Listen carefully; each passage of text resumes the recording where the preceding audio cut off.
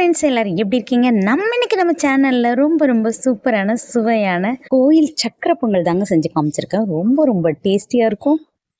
ரொம்ப அருமையாக இருக்குங்க. நம்ம ஆடி வெள்ளிக்கிழமையில சாமிக்கெல்லாம் படைப்போம். அதனால தான் இந்த பதிவு போட்டிருக்கேன். எல்லாருக்கும் ரொம்பவே பிடிக்கும். ரொம்ப சூப்பராக இருக்கும். டேஸ்ட்டும் ரொம்ப நல்லா வந்திருக்கு.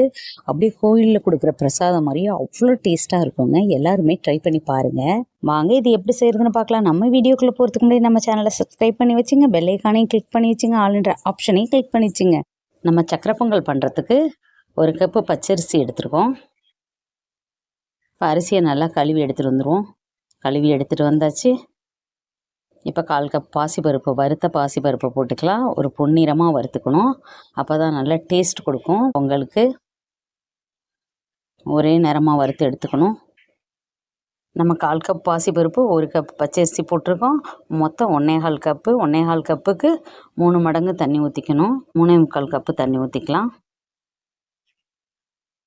3/4 கப்பு தண்ணி ஊற்றியாச்சு.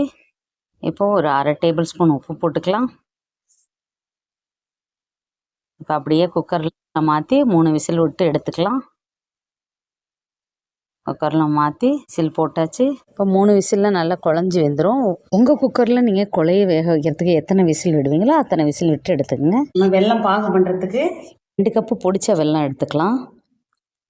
2 கப்பு வெல்லத்துக்கு 1 கப்பு தண்ணி ஊற்றிக்கலாம். தண்ணி ஊற்றி ஸ்டவ்வில் வச்சு நல்லா கொதிக்க விடலாம். பாகு பதம்லாம் தேவையில்லை.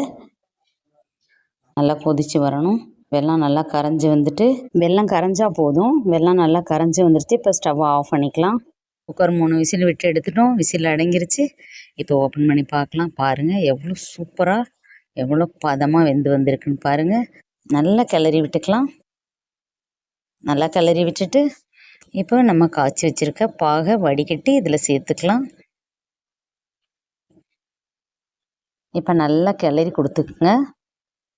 ஒரு 10 நிமிஷம் அந்த மாதிரி சிம்லேயே வச்சு நல்லா கிளறி விட்டோம்னா அப்படியே அந்த பொங்கலோட கலர் நல்லா மாறி வெல்லத்தோட பச்சை வாசனையெல்லாம் போய் சூப்பராக இருக்கும் பொங்கல். ரொம்ப டேஸ்ட்டாக வரும்.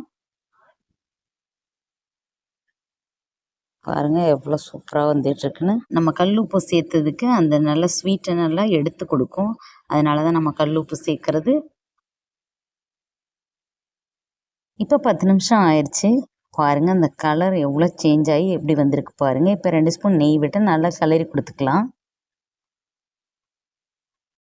இப்போ முந்திரி பருப்பை வறுத்து போட்டுக்கலாம்.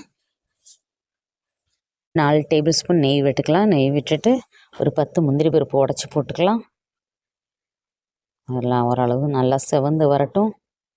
உங்களுக்கு திராட்சை பிடிக்கணும், நீங்கள் திராட்சையும் சேர்த்து வறுத்துக்கலாம். பிள்ளைங்களுக்கு திராட்சை பிடிக்காதனால நான் திராட்சை போட மாட்டேன். கார்னிஷுக்கு மட்டும் திராட்சை முந்திரி வறுத்து போட்டுக்குவேன். இப்போ வறுத்த முந்திரியை கொட்டி நல்லா கிளறிக்கலாம். ஒரு 4 டேபிள் ஸ்பூன் நெய் போட்டுக்கலாம். நெய் போட்டு அதையும் சேர்த்து நல்லா கிளறி விட்டுக்கலாம். இப்போ ஸ்டவ் ஆஃப் பண்ணிக்கலாம். ஏலக்காவோட கொஞ்சம் பச்சை கற்பூரமும் சேர்த்து நுணுக்கி போட்டுக்குங்க. அப்போ தான் கோயில் சக்கரை பொங்கல் ரொம்ப கமகமான வாசனையாக இருக்கும். ரொம்ப சூப்பராக இருக்கும். கொஞ்சமாக நுணுக்கி சேர்த்துக்குங்க போதும். நுணுக்குன ஏலக்காய் பொடி பச்சை கற்பூரம் போட்டு நல்லா கலந்து விட்டுக்கலாம். இப்போ நல்லா கலந்து விட்டாச்சு. நம்ம கோயில் சக்கரை பொங்கல் ரொம்பவே சூப்பராக ரெடி ஆகிட்டு 20 நிமிஷம் அப்படியே விட்டுருங்க. அதுக்கப்புறமா பரிமாறலாம்.